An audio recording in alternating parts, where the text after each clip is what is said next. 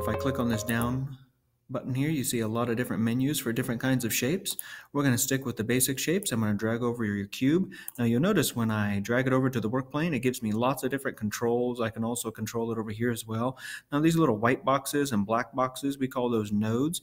I'll go ahead and click on one of these white boxes and you notice, and now I can change the shape. You'll also notice this little like black cone right here. I can move it up, I can move it down. Now I can also see that when I rotate it around, I can see that little black cone again. You'll also notice that there's little arrows too as well. I can rotate the block however I want.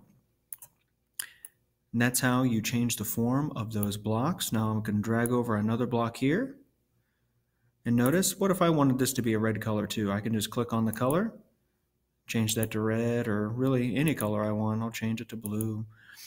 You can also change things into holes as well. And I'll talk about those in just a moment, but let's talk about navigation. You see me moving the work plane around right here. What I'm doing is just right-clicking the button and on the mouse and then moving it around. If you're working on a trackpad, it can be a little tricky. You have to two-finger click. You can also click right up here, right on this cube, and you can move it that way too. So in fact, you can just click on the home and it brings you right back to this view. You can zoom in, zoom out, however you like to do that. Now, when you combine shapes, I'm going to bring over this shape right here.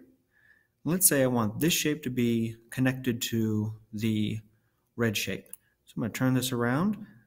I'm going to hold down the shift button. So I have this one selected. You see all the controls on it. I'm going to hold down the shift button and then click on the red shape. Now you see both shapes are highlighted, they're selected. Now I'm going to come up to this button, which is the group, and I group it, and you notice it automatically changes to one color.